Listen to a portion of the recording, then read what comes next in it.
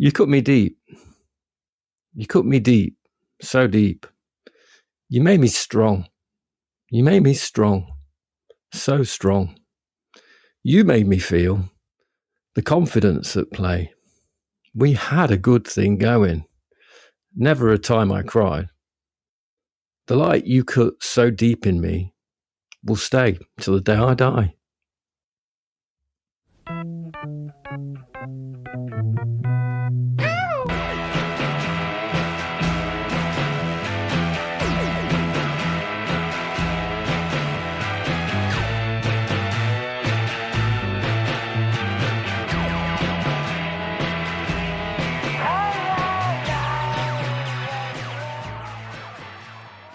That's driving me slightly bonkers.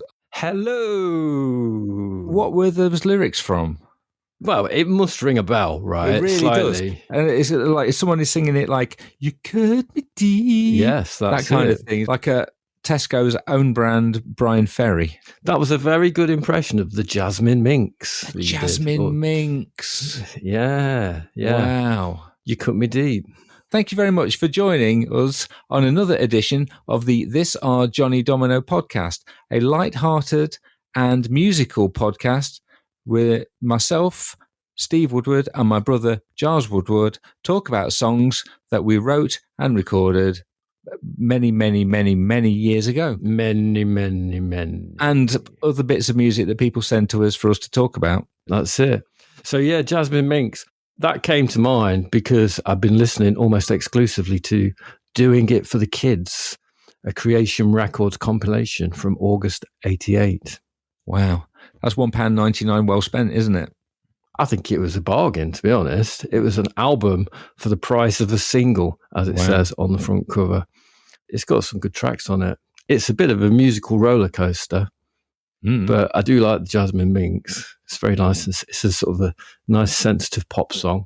Do you remember any tracks off it? I remember. Oh God, there's a My Bloody Valentine song on it. Does it start with Christine by House of Love? No, I think that's on the first side. Yeah, it's got like some good sort of very adult sounding pop music, like the House of Love and the Weather Prophets. Oh yes, they're so mature. Old. And then you've got the Primal Scream, obviously. What song is it on there? Oh, it's like a really annoying twee shit one. Proper Jangle. Yeah, it's bad. And it's got Momus, The Complete History of Sexual Jealousy, parts 17 to 24. A good title for a song. Yeah, unfortunately, I missed the first 16 parts of it. Will I be able to follow it?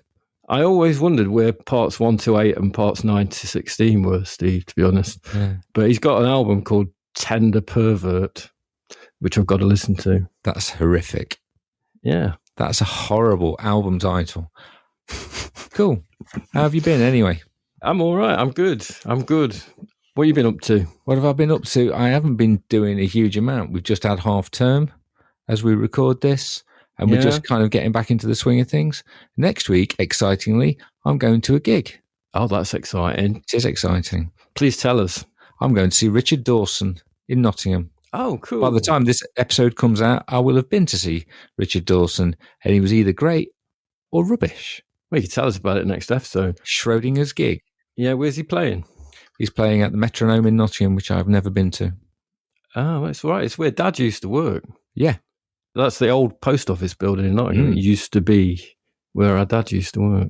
Yeah. You have to say what you've been up to now. What have you been up to? Okay, I'll do it again. What have you been up to? I've been watching Married at First Sight a lot. What, Australia? MAFSA? Yeah, so I'm getting into the lingo. Yeah. There's a lot of talk about red flags and ticking the box. Yep. And non-negotiables. Deal breakers. Yeah, deal breakers. It's non-negotiable. And bogan. I've heard about bogans. Remind me what a bogan is. A bogan is an Australian chav. Oh, nice. Apparently. So, yeah, I've learnt that. What about me pay? You've eaten half of it, now rack off. I went to see the Minecraft movie. Oh, excellent. A Minecraft movie. It's worrying, isn't it? It's called A Minecraft. It means there's some more in the pipe. Yeah, but I've got a bit of a review I'm going to give you. Please do. I went on a family outing to watch the Minecraft movie film 10 years too late. If they'd got that movie together maybe 10 years earlier with slightly less good CGI and slightly younger, more vital Jack Black, back then my two sons, who would have been 10 and 7, and I would have really loved it, I think. If it were made then, we would probably have lost our shit to how good it was. We spent an awful lot of time playing Minecraft together and thinking and talking a lot about Minecraft. We even had a land called Gilesania. Nice. Gilesania. Yeah. Imagine what that place is like. But now we have the Minecraft movie, and it's hard to feel that this is just another thing that once was meaningful to you in some way, that grew organically through the culture perhaps, that's now been processed and packaged and resold to us as another bad sequel. And this movie is a bad sequel to a thing that wasn't even originally a film.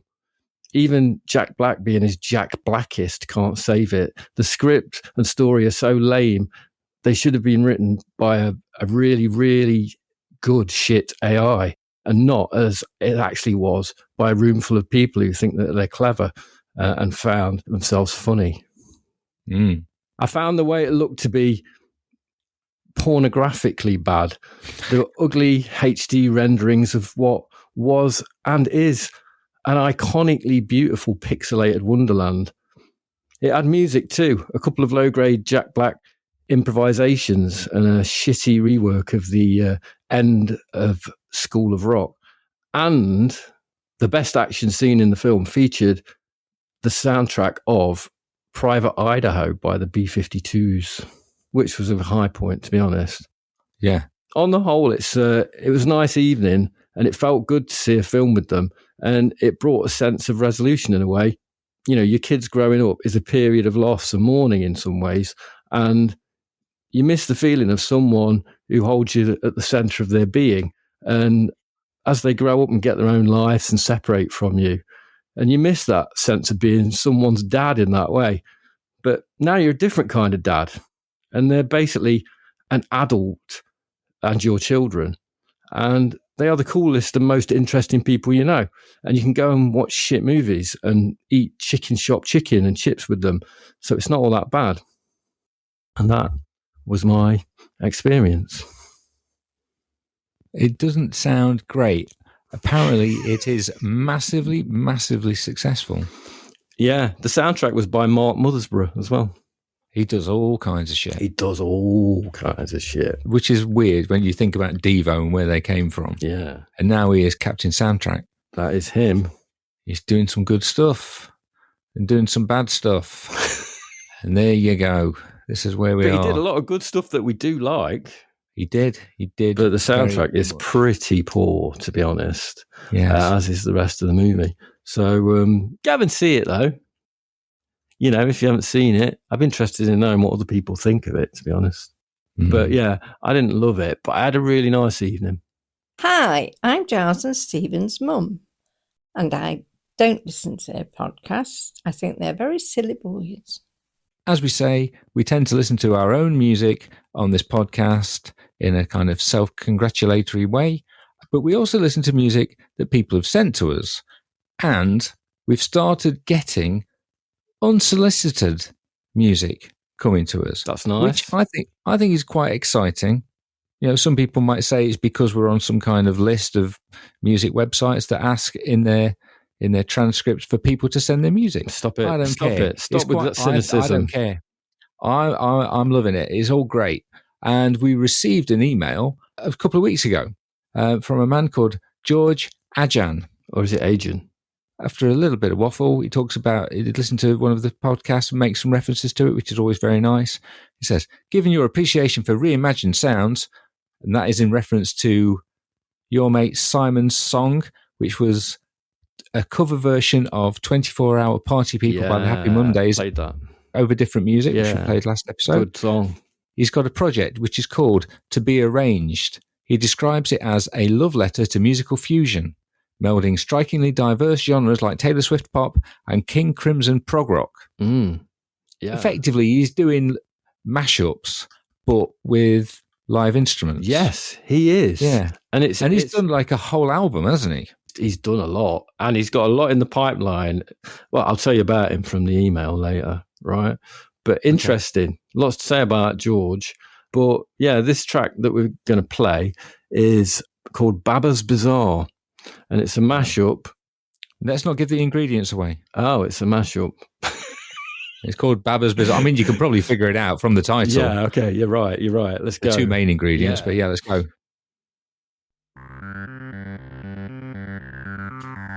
How bizarre.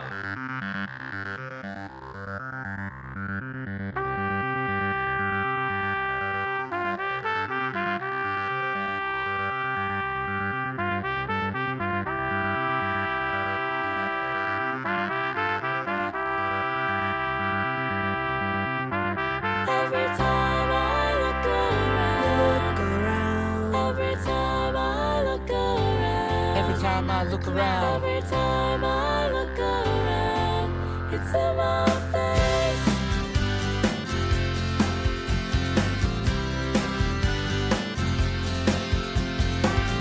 out here in the fields, I fight for my meals.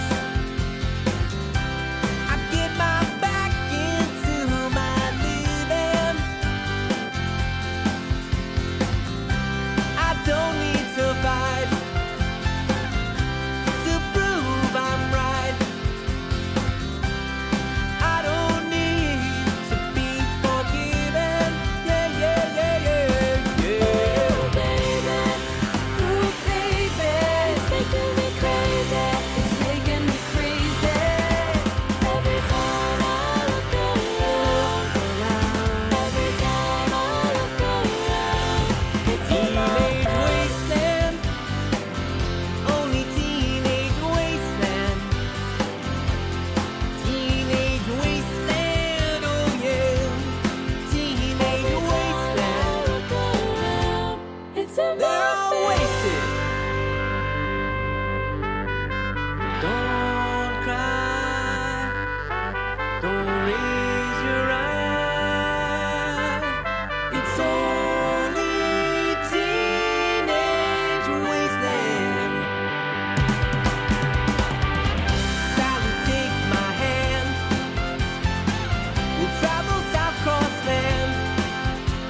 I start with OMC, then I match up with the Who. I can't release on Spotify, so I settle for YouTube. Thought 3 C's F major, but that's too high for me. So I modulate it down a fourth, cause how bizarre is C. Artists and horns and basses, guitar that snatch the tune. Drums that play a 90s beat, but imitate Keith Moon. How bizarre.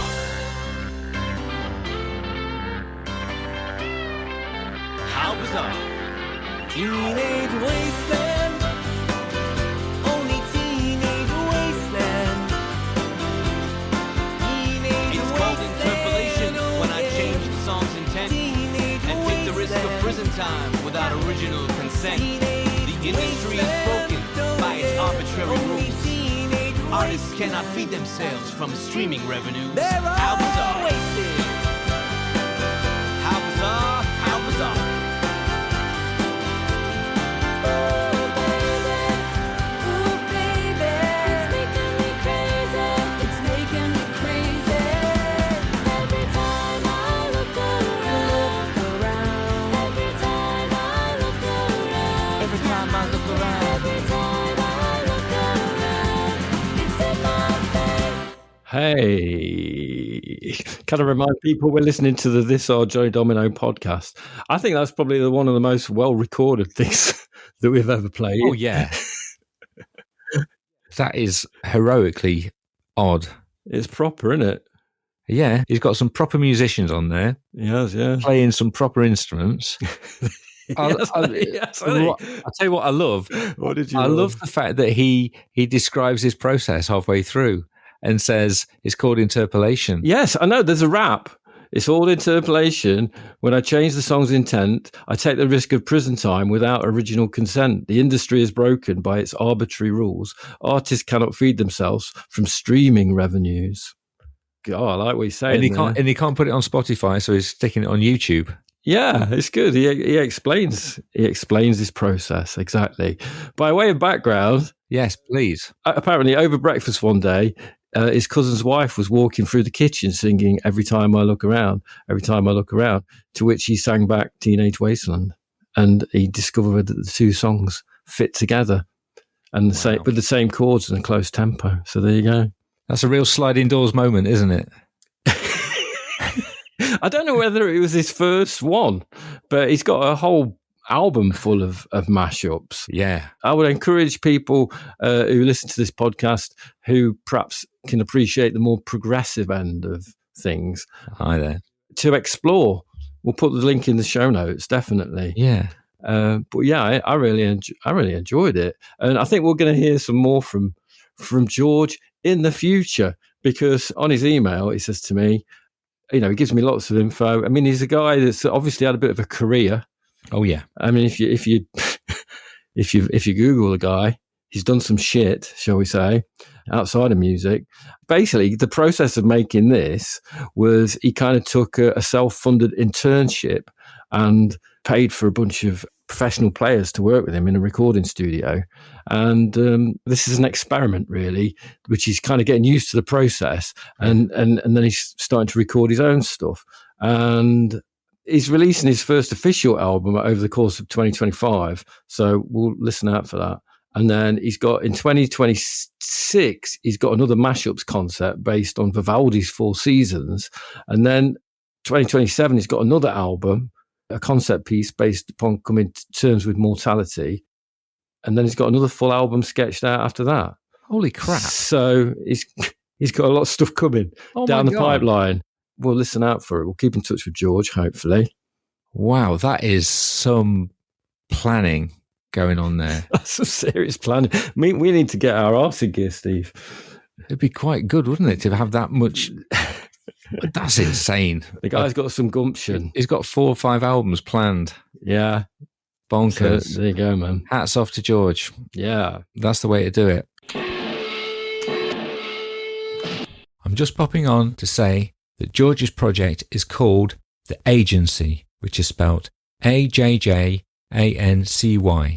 The link, as always, will be in the show notes.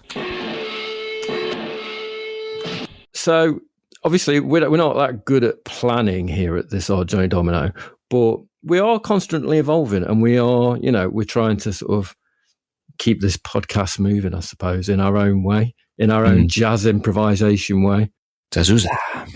In terms of diversification, I'm thinking perhaps about maybe we could put a bit more health content in there. Okay. But, I don't know how people feel about it. Things are going okay with me. I know I mentioned a couple of episodes ago that I've got the cancer, and I am starting some sort of treatment at the moment. I'm feeling all right. It's kind of got me thinking, obviously, and I've been thinking about good things about having cancer. Now, I know there's people out there that have, probably lost someone to cancer and maybe having a really bad time. So I'm meaning this purely subjectively. I'm not trying to belittle anything, but this is my personal viewpoint. Good things about having cancer, there are 2 things. Number 1, you can play the cancer card to get out of doing stuff, which is pretty fucking bomb-proof, to be honest. And number 2, it brings you some pause, it brings you into the moment. We spend an awful lot of time as human beings dwelling in the past, thinking about shit that we did, shit that we shouldn't have done, things that we wish we hadn't done, things we said that we regret, blah, blah, blah. And there's no point, you're never going to do anything about it. And we think a lot about the future. We're always making shit up about things that we're going to do and stuff that could happen and worrying about things that could happen. And, when you've got cancer, you could definitely worry about things that could happen. But the thing that it does, ironically, it does make you live in the present, which is really the only place to be. And you can appreciate the world as it is, and that's really the only way to move forward, I think, really. To be honest, Steve. Yes, I think so too. Yeah, but, I'm going a bit philosophical there, aren't I, really? No, it's true. I mean, when I was diagnosed with MS, it's like the stages of grief. You go through this thing and eventually you have to get to acceptance. And it takes a lot of people a long time to get there. And again, I'm not belittling anyone's own struggles. And MS is something which is completely individual to everybody, and everyone's response to a life-changing diagnosis is completely different. But there is something about coming to some kind of acceptance. Yeah, definitely. And you do have to find your own way through it. Yeah. Yeah. But you got to, the only way you can get through it is not thinking about how shit things are, and actually just thinking, actually, this at this point is all right as it is. Yeah. I will pull you up if you play the cancer card too often, though. Yeah, well, you can. Okay. But nobody else No one can. else can. man. Okay, no one fine. else can, man. So, you know, Okay. that's it anyway.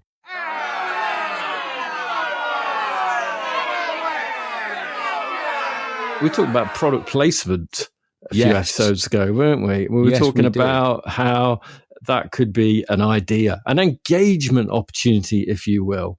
Yeah, we're all about getting our listeners engaged with this kind of shit that we do. Yeah, I got a letter from the aforementioned S.G. Richardson, who we played last episode. Gatemouth. Yeah, and he was a bit annoyed, actually. He's expressed his annoyance in his communication with me. He was annoyed about why we were so down on Jay Silverheels, because he really rates that song. Wow. And about the product placement opportunity, he says we should stop reinforcing the corporate hegemony. Okay. Well, I mean, that's cool and everything. Stop being ironic about it. Let's do something else. But, you know, baby needs a new pair of shoes. Good point. Good point. We can't all live in an artistic wilderness of righteousness. of wokeness, can we? Oh, God. Please don't use that. He says in his message, he says, sorry for being woke, rather be woke than asleep. I do kind of agree with that, to be honest. I absolutely agree with him. Yeah. But, you know, we're kind of doing it in a ironic sort of way. It's not going to change the world, is it? I don't think our song about Gaviscon will ever get used in an advert. It should do, because it's great. But this is the world we live in. True. Anyway, we've got one, haven't we? We've got a new one. We've got a new one sent to us by our friend Will in his guise of I Am Wilbraham. Friend of the show. We've played him quite a lot. That's because he's great. Because he is great. He submitted a fantastic song for the All Them Trimmings compilation, which is available on Bandcamp and all streaming services. Oh, good marketing there. Marketing, Steve. Yeah, but it's great. It's, you know, that was where we found some lyrics in an old book. We read them out and people submitted their own interpretations of those lyrics. Yeah. I think Will's might have been the first one that got sent in. Yeah, marketing is your strength, I have to say. No. But he has written a song, a product placement song, about a subject which is very close to his heart.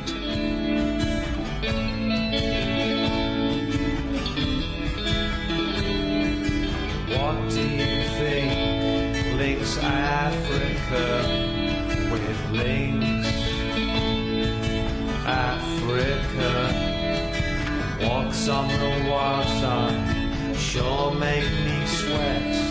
It's hot on this continent, don't you forget. Now come on, what smell would you like me to wear? What kind of man would you like standing there? The fog overwhelms me, our breathing is short. Respiratory trouble is here from the start. The fog overwhelms me, I'm down on my knees. Oh please, please, please, please let me breathe.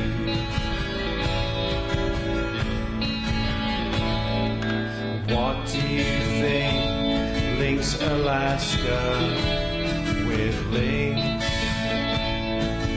Alaska, I'll ask her the question and see what she says. It's hot in Alaska, that's what everyone says. Now come on, what smell would you like me to wear? What kind of man would you like standing there? The fog overwhelms me, my breathing is short. trouble is here from the start. The fog overwhelms me, I'm down on my knees. Oh please, please, please, oh please let me breathe.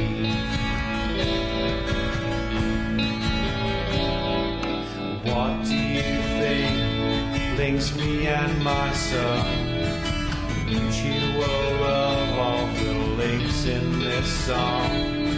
I may have outgrown it, but I still understand that you're of the sense that now doesn't make sense. Now come on, one smell, would you like me to wear? What kind of man would you like standing there? The fog overwhelms me, my breathing is short. Respiratory trouble is here from the start. The fog overwhelms me, I'm down on my knees. Oh please, please, please, oh please let me breathe.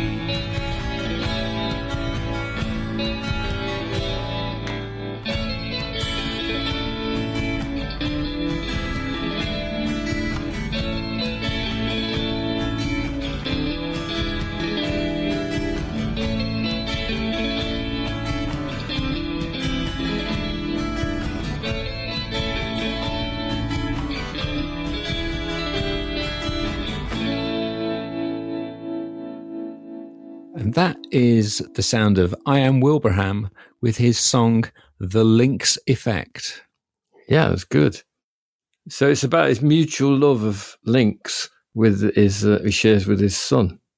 I don't think it's necessarily a love of it. I think it's a kind of a necessity that men have to go through of trying to find a scent that works for them. And Lynx Africa is very much...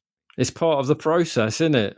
It's top of mind. It's part of the process of finding out what kind of person, what kind of man you want to become. You've got to figure out what smell you want. Yeah.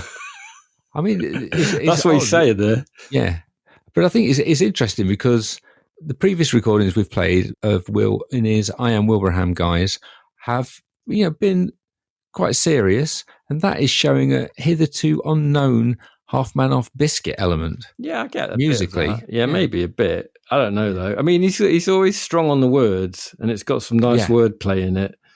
What do you think links Alaska with Lynx? Alaska. I do like that. That's very good. Led Zepp. It's very kind of good. like Jamaica, isn't it? It's very good. Yeah. Yeah, I don't know. It still sounds like him. But yeah, it's got the diddly diddly dee kind of line that's got a bit of a half man off biscuit kind of thing going on, hasn't it? Yeah, that's the thing that really sticks out for me in a half man off biscuit sort of way.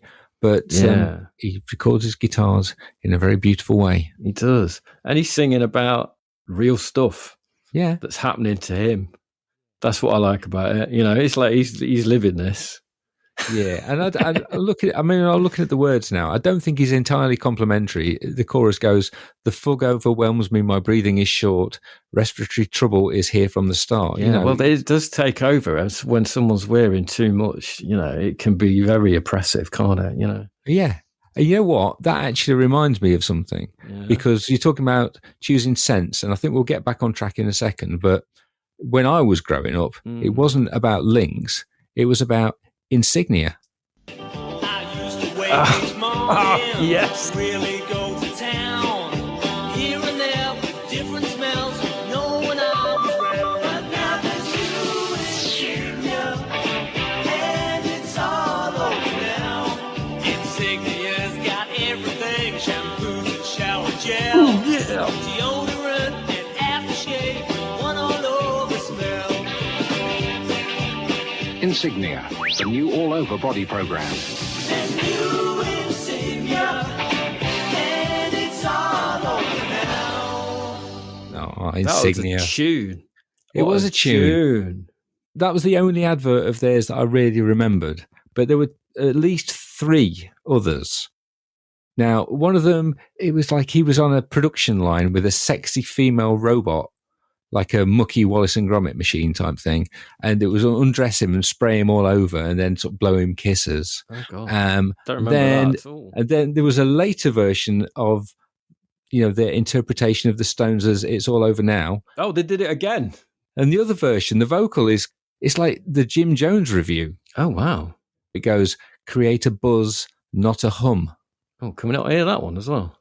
I used to wake each morning, I really go to town. Loads of overpowering smells made my best friends brown. So try insignia, create a buzz, not a hum. And I remembered the first Christmas I got a whole set of Insignia stuff, which was at least 3 or 4 years before I started shaving. Oh, But I smelled good. I bet you did. I smelled good. I bet you did. Just one smell though, not a mashup. Oh, Paco Rabanne. I remember Paco Rabanne. That was mine. Yeah. In the advert that music was from, he works in an office and people would sort of like turn away in disgust because it's a complete overwhelming fug that he's carrying around with him. But when he starts using Insignia, he looks better as well. Oh, yeah, of course. And all the sexy ladies that work in the office, they all take their glasses off. It's always a sign when women take their glasses off and let their hair down, isn't it? Yes. That's a subtle signal that they give you sometimes, I find. Yes. Anyways. It's always nice to hear something from our listeners. Yeah. And yeah, please do. If you've got any more of those product placement type songs in the pipeline, please send them in. Yeah. Ignore what Simon Gatemath Richardson says. It's always nice to hear from our listeners, but recently we've upset some of our core listeners, including Will. Have we? And our mate Frankie Machine, aka Rob. Oh dear, oh dear. They felt we have been disrespecting our bald brethren. All right, yeah, okay. Yeah. I think last episode I might have done a few things in response to the Shine On Weekender, perhaps going there and being surrounded by a lot of hairless men. Yeah. I took that as you were just noticing the number of hairless men. You're right, that's it. Yeah, I wasn't being down on it. In fact, well, we've had to talk about this. I think we're going to start being a bit more bald positive, aren't we, Steve? Yeah. I mean, let's just go back a second, because Rob in particular was upset that I talked about the fact that I was pleased that William Potter from Cud had lost his hair. And I think that's harsh, but it was going back to college days, and he was the, in air quotes, pin-up of the band Cud, and he had very lovely floppy hair. Oh dear! So you were joining in on the anti-bald sentiment, Steve? It may have all come from me. It wasn't all from you, for which I apologise. But oh dear! But yeah, we're going to be a little bit more. We are. We're going to start to be actually more proactive with this, and we're going to start a bald positive campaign on the This Are Johnny Domino podcast, and it's going to be a very conscious thing. So we're going to start referencing more bald musicians. Okay. And I'm going to make a t-shirt, I think. Okay. A bald positive t-shirt. Yes. So we know, we love you, we see you out there. Yeah. We see you, bald man. We see you and we understand you. Just because we've at the moment got some hair, we're all the same. Yeah. We're all the same. We're all bald underneath our hair. We're all bald underneath there. Don't use that. Don't use that. We were doing so well. Oh God. It was going so well.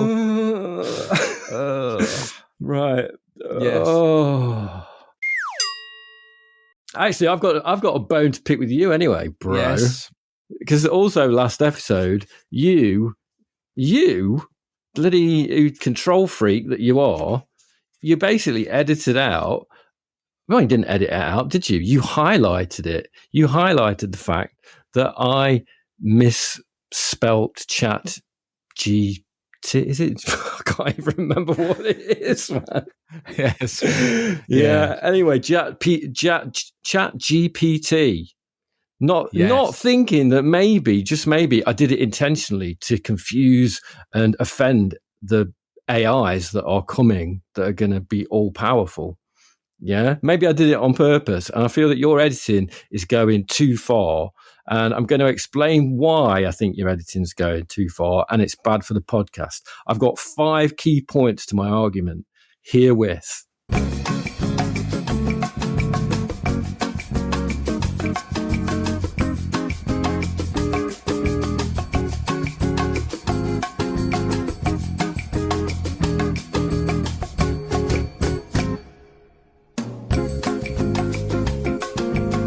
And that's it, really. I hope you take this on board, Steve. I find this a red flag and it is completely non-negotiable. Okay.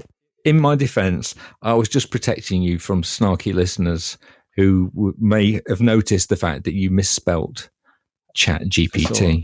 And if you remember, the way I said it was, move on. You got the letters in the wrong order. That's it. It's not a big deal. It's all right. That's all I was doing. But, you know, okay. I'm sorry. Well, I've got it off my chest now. I will listen to your points. Okay, thank you. And I will take note of them. Thanks. So now we're going to listen to a song. Do we have to? Do we have to include a Johnny Domino song? It's called This Are Johnny Domino. You know, I suppose we better. We have to listen to at least one. We better. We better. People who are just joining us now, in God's name, why? But if you've been with us from the start, you will know that the purpose of the podcast is we are trying to build the ultimate best of Johnny Domino songs. Which is our band.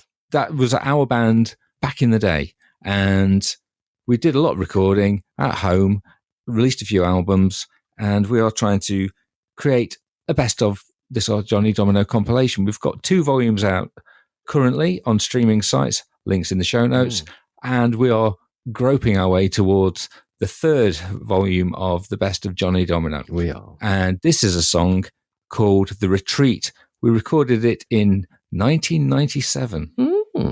And it got released on a vinyl record that was released by Mike Landucci. Let's not say the name of the record label again. Okay, not nice. On a record label, which is not a very nice name.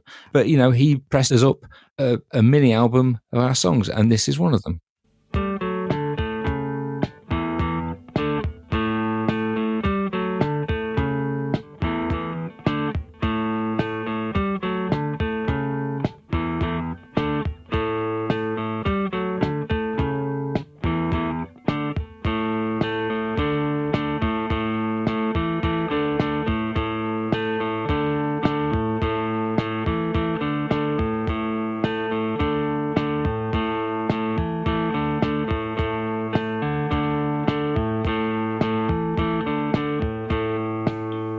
Past the dust, 'cause I think I'm Bono. My conscience weighs me down. Don't think I'm getting enough. I'm not getting enough. Comes down to beauty and brains, sliding down into heaven at the bottom of a drain. I still dream of winning millions.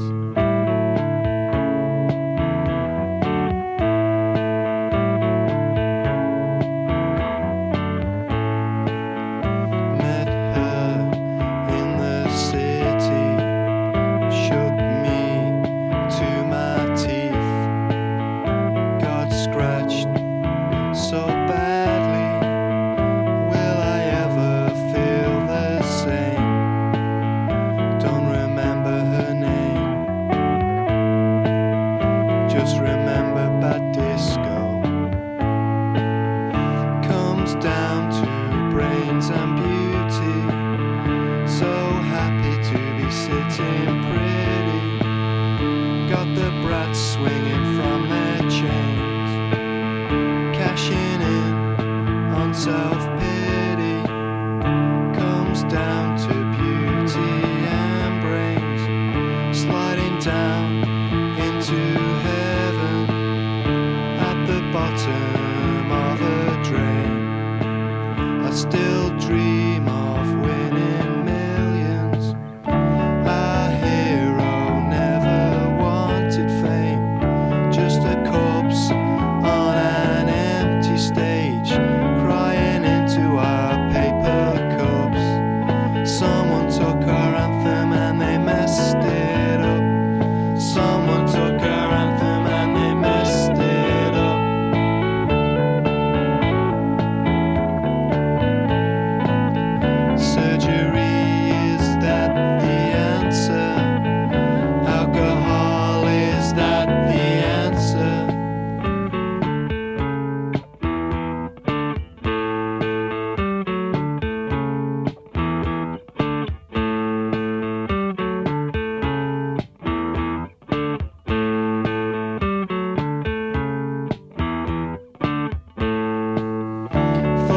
lost you at the gate as we spilled out from our cages.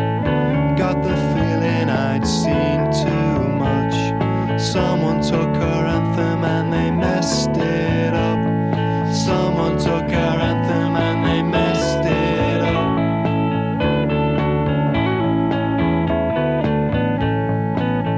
Surgery, is that the answer? Alcohol, is that the answer? That was Johnny Domino with The Retreat. Yeah, and looking at my extensive notes, that song was recorded in its entirety on the 6th of June, 1997. Crikey. It was recorded in our mum and dad's house, as a lot of our songs were. And that was, you were playing the guitar, Yeah. I was playing the bass, Yep. and Jim was singing, Yep. and Mark was doing something. I don't know what he was doing, but he was doing something on it. He was playing the keyboards. Yeah, you know what he was doing. He was playing the keyboards. And he sent us a little note about that song. Hi Steve, hi Giles, love the show, love your work, keep on doing it. Just wanted to say something about The Retreat. It's quite a modest little song in some ways, doesn't take up an awful lot of room. It sounds quite vulnerable, particularly Jim's vocal, which I really like. Don't know what the lyrics about, you'll have to have a word with Giles or with Jim about that one. I think when I first joined the band I was covering a lot of Albert's keyboard parts on things like Red Sonja. Certainly wasn't covering his intellect or sense of humour, that's for certain. But I felt by the time we did the session that this came from, I think we did it into some stuff in Dick's Kitchen, that I was making a contribution of my own. I just bought that Korg MS-10, which I loved. And the guitar playing on this is almost like kind of Chigley or Trumpton. It's sort of very lyrical, British folky. There's lovely little gentle builds in it, which prevents it all getting too drony. The other thing, we didn't use the Alesis on it. The Alesis was quite an aggressive, early 90s sounding thing, which really worked on a lot of the more sort of dynamic songs. But it's a movement sequence memory rhythm on this, which is a kind of metal rhythm box, which I found amongst guitar pedals in a gorgeous guitar shop in Doncaster. Didn't pay very much for it. Anyway, I quite like that one, amongst many others. Loving what you do, keep on doing it, and ta-ra. Elston comes alive. Elston comes It's alive. nice, it's nice to hear him, isn't it? Yeah, lovely. So thank you very much for that, Mark. Going back to what you said about recording it in Dick's Kitchen, no, we did record it in our mum and dad's house, but we actually wrote the song in Dick's Kitchen. I don't know why, but I've got a very strong memory of us on a hot summer's day setting up all our gear in Dick's Kitchen and just faffing about and writing some songs. And Albert was there. I mean, Mark was playing the keyboards, but Albert was there as well. Yeah, it does sound like something that you would write on a hot summer's day, perhaps. Yeah, I don't know what any of the lyrics about, Mark. Are they Jim's? They possibly are, I think. Maybe some of it's mine, but we'll have to ask Jim what it's about. But there's some football stuff in there. Yeah, anthems and things. And surgery being the answer, or alcohol being the answer. I don't know. I didn't really like it that much at the time, that song. But maybe it's the sort of song you need to be in the right mood for. Yeah, I've always quite liked it. I liked what Mark was saying about the Chigley kind of guitar part. I know what he's saying. I remember reading something where Lou Reed was talking about Sterling Morrison's guitar parts being like clockwork. And I think, I mean, I'm nowhere near that, but I think I was going for that sort of thing. It's quite a pleasing little guitar bit to just play because it's very simple and quite intricate. It's nice. That could potentially end up on the next best of compilation, I think. What do you think? I'd be quite happy for that to go on there because it's a different side of Johnny Domino. Oh. It's away from the snark and away from the raised eyebrows. No, it's the more kind of like everybody hates us kind of side of Johnny Domino. I don't think it's quite that. I mean, we've recorded a lot more songs that were very much oh, everybody hates us and we're not going to get anywhere and all that kind. We did a lot more overt, Okay. like self-pity, but that was, Okay. I think that's nice. It's nice. It does mention self-pity in the lyric. It does mention self-pity. I'm just going to say that there. Okay. But yeah, that's The Retreat by John There you Domino. go. And thank you to Mark for sending his thank you to Mark. What did he send us? Oh dear. His language. His language. Thanks to Mark for sending his language. Thanks to Mark for sending his language to Thanks, Mark, for sending his input. Very much appreciated. Yes, we do appreciate it. Yeah. We do. And nice to hear about his experience, really, of being in the band. I thought he brought a different aspect to the band. He's very much likes to downplay what he brought into the band. I think he brought a lot into the band. He added a sense of maturity and perhaps distance and something kind of a bit more kind of open, I think, than what we were. So good on you, Mark. Yeah, a bit more front facing. Yeah. As opposed to our little kind of tribe. Having your head up your arse. Yeah. So, are we at the end? I think we are at the end. Thank you very much for listening to this episode of the This Are Johnny Domino podcast. If you are enjoying the podcast, then please... What should you do? But no, stop, because I've got another bit. Yay! Excellent. This is where I'd like to bring to your attention the fact that at the moment of recording, it's a nice time of year. It's rather beautiful out there at times, and there are nice evenings occasionally where you get to experience the golden hour and that beautiful light that you get when the sun's going down. And I've got a song that I would like you to listen to when you're sat there and the sun is going down. It is a track by the artist called Sol, and I'm going to try and pronounce this, Sol Hoope. And that's not how it's spelled. It's spelled SOLHOOPII. He was born in 1903 and was a native Hawaiian lap steel guitarist, one of the greatest lap steel guitarists, apparently. And this is a short song about the joy of sitting under a tropical moon, very, very much on your own, idly dreaming, waiting for someone to turn up. Could be the object of your affection. It's in praise of lazing about and perhaps lends to the realization that the anticipation of someone turning up is sometimes better than them actually turning up. And it's a song called Under a Tropical Moon.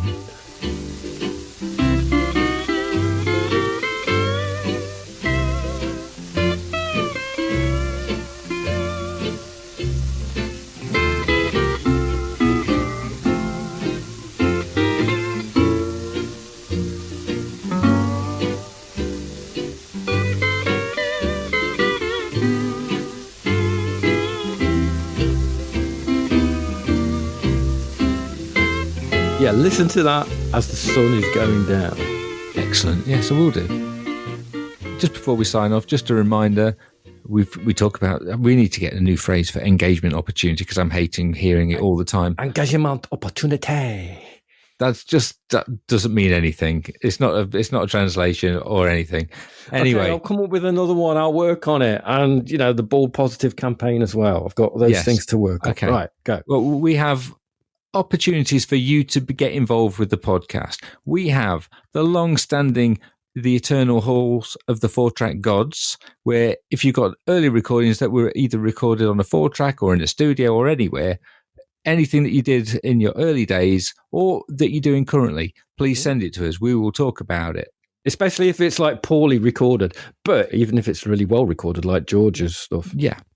We have the controversial, apparently, product placement opportunity for you to send us a song which is in praise of something that you use or buy or admire, endorse. Yeah, in your everyday life. Please send us a song about that. And then we also have the interpolation. The interpolation opportunity, where if you have the words for a song then you could write some music for it, or write some completely different music for it, and then send us that version, or a mashup of anything. Yeah. We're just happy to hear from people. Yeah, and poems and pictures and gifts of any kind. Whatever you want to send us. That would be nice. Yeah. So yeah, get in touch. And we'll be back in a few weeks' time, non-specific, A few weeks' time. With another This Are Johnny Domino podcast. Thank you very much.